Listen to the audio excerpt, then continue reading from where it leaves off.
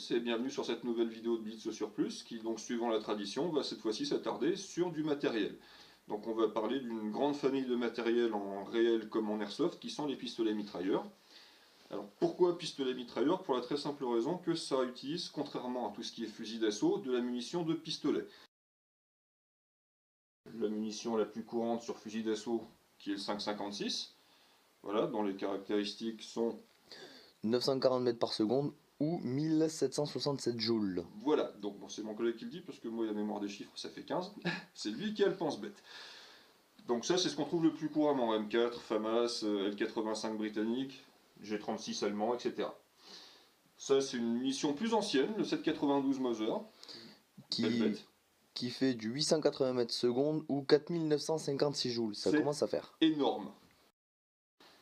Ensuite, on a une munition de pistolet la plus courante au monde, qui est donc le 9 mm Parabellum, factice encore une fois.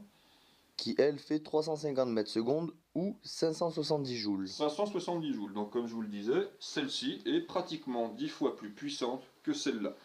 Sachant que par action-réaction, une partie de la puissance de la munition est transmise au tireur, évidemment, ce genre de munition est beaucoup plus facilement contrôlable que celui-ci.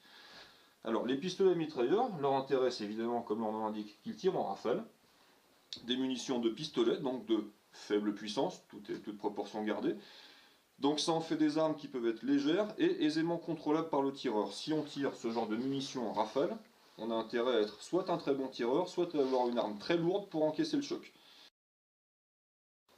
Donc au niveau des pistolets mitrailleurs, rapidement, à partir de notamment 14-18, on s'est rendu compte qu'il fallait un volume de feu important au combat, on a commencé à développer des pistolets mitrailleurs ou assimilés.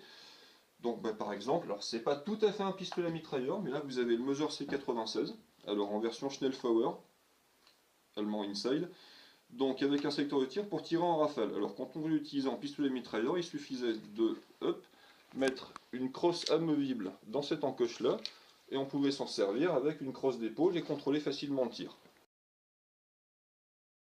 Ensuite, il y a eu des matériels plus élaborés qui sont spécifiquement des pistolets mitrailleurs, dont la célèbre MP40 allemande, voilà, qui tire du 9 mm Parabellum, donc on peut constater que c'est une arme volumineuse.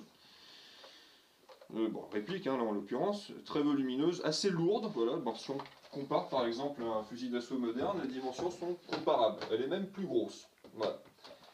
Donc c'était évidemment beaucoup plus facile de contrôler son tir en rafale avec un matériel comme ça qu'avec une arme de poing. Son contrepartie américain, c'est la non moins célèbre Thompson, qui elle par contre tire du calibre 45, donc un calibre moins rapide mais plus lourd, donc avec des effets différents. Voilà, donc on peut constater aussi que c'est un matériel volumineux, si on compare pareil à un M4. Voilà. Et on parle même pas du poids, sur l'arme réelle, une Thompson c'est très lourd. Voilà, donc on a là des pistolets mitrailleurs, donc des armes capables de tirer en rafale. Une munition relativement légère, donc à courte distance, une MP40, un bon tireur faisait un carton à 100-150 mètres. Une Thompson c'était plus entre 50 et 100 mètres.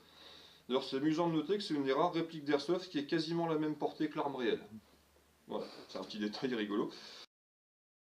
Après-guerre, il a été utile de développer des matériels qui étaient moins onéreux, moins encombrants, et on est dans les années 60, Eclair et Koch, donc, un fabricant assez célèbre de matériel, a développé le très célèbre MP5. Donc là vous avez la version SD6, avec crosse repliable, hop, voilà, et silencieux amovible.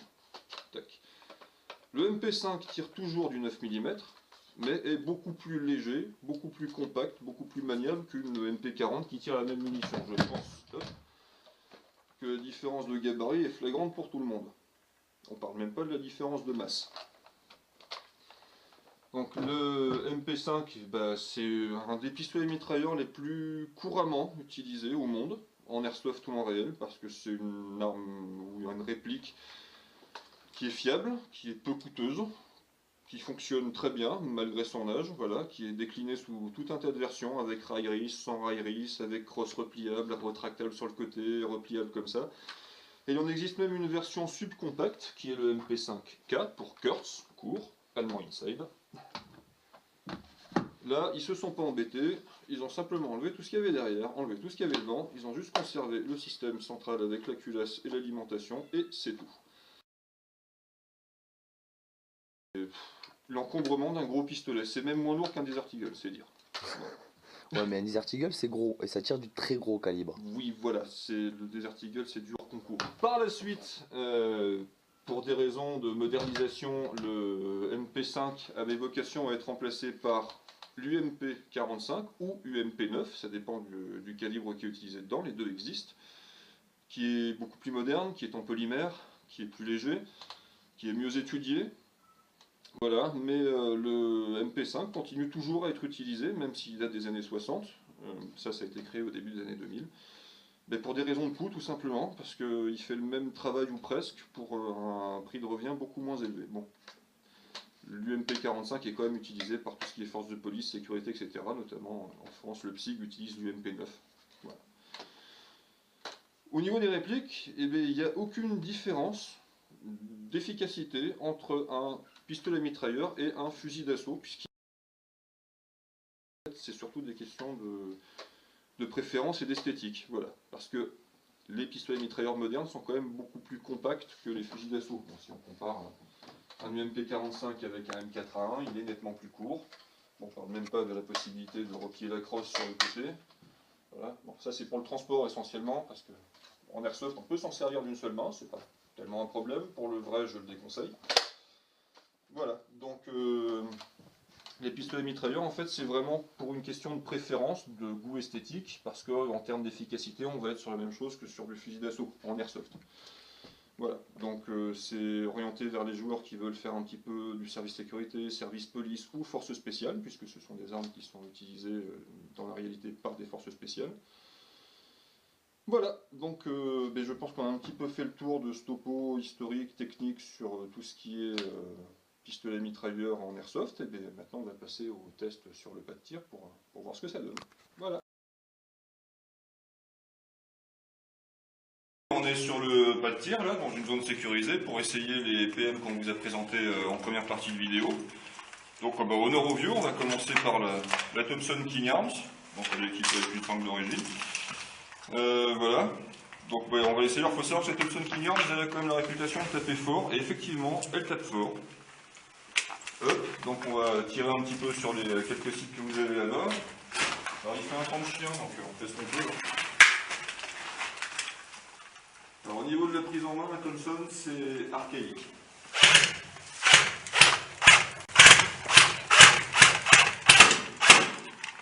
Chargeur 50 coups, donc ça part très vite. Alors la Thompson, son petit inconvénient, c'est que il faut passer le chargeur dans son rail.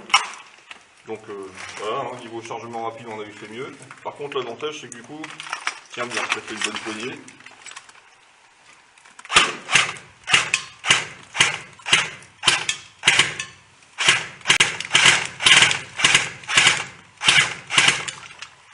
Voilà, bon, je suis pas sûr qu'on le verra à la vidéo, mais alors au niveau de la portée, si mon camarade veut bien se mettre derrière moi. Donc on atteint quand même des distances particulièrement importantes, comme vous pouvez le voir.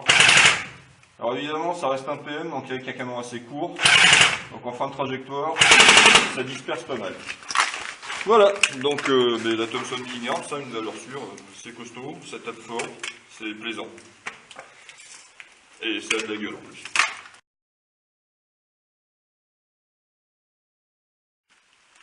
Et maintenant, nous passons au test du MP5 SD6 Jingong. Alors, c'est une très bonne réplique. Comme vous allez le voir maintenant sur le test effectué par Flo. Bonjour Flo. Salut. Et donc, vas-y Flo, montre-nous ce que tu sais faire. Et ce que le MP5 SD6 sait faire également.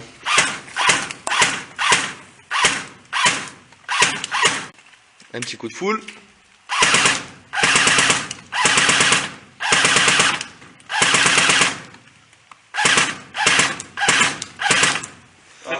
Il y a plus de 50 coups là. Hein. Voilà, on a un chargeur de 250 coups d'origine vendu avec la réplique, avec une batterie mini type en 8.4 1400 mAh, une crosse télescopique, ce qui en fait une réplique à multiples usages. Et merci Flo. Ouais. Et comme vous pouvez l'entendre avec les tirs répétés de Flo, le silencieux donne vraiment un bruit vraiment très sympa. Et quand on l'enlève, Vas-y. Le bruit change nettement. ça claque beaucoup plus sec. notera le tireur d'élite qui tire à la hanche, en mode PA, de la foutre. Rambo Inside. Voilà. MP45 de chez Arrête Max, qui est une excellente réplique, ou tout du moins à l'intérieur. L'extérieur laisse peut-être à désirer, mais c'est pas le plus important quand il s'agit de tirer sur des copains avec des billes. Donc, alors on a un chargeur A4 qui fait 450 coups. On a une excellente gearbox, un bon canon et un système de pop en H. Donc je vais commencer le test par le semi-auto. Et maintenant, un petit peu de fou.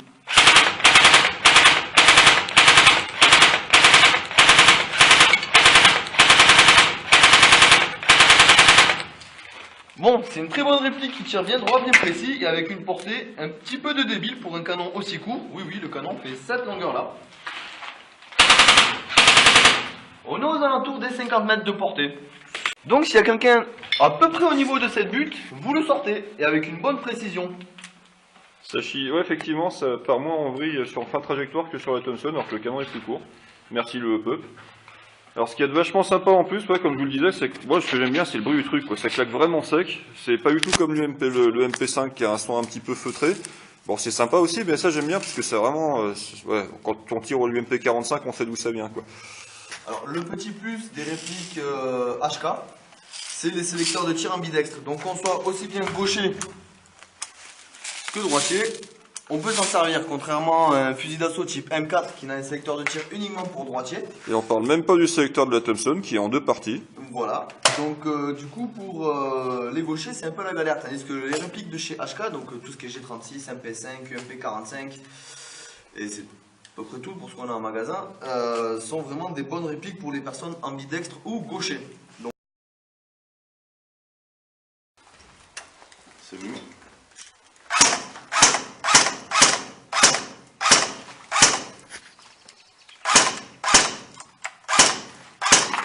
Bien réglé. Full.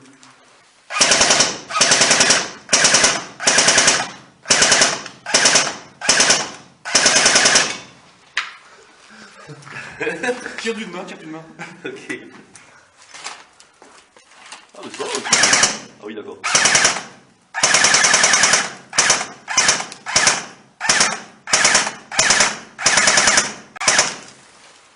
Donc alors vos impressions, Monsieur Thibault? On peut mal régler, mais sinon, ton pistolet mitrailleur. Bon, on va reprendre avec un bâtiment, ça peut être pas mal.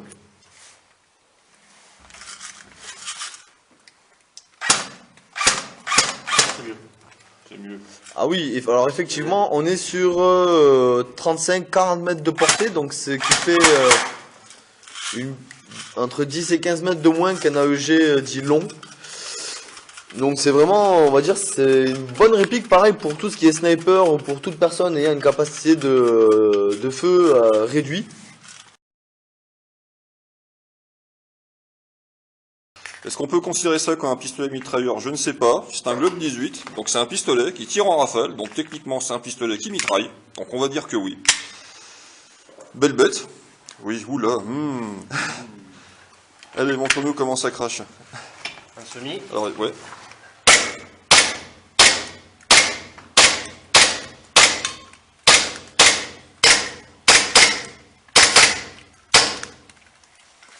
Chargeur.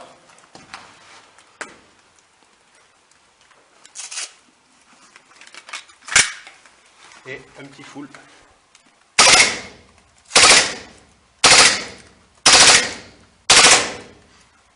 Ça part vite, hein.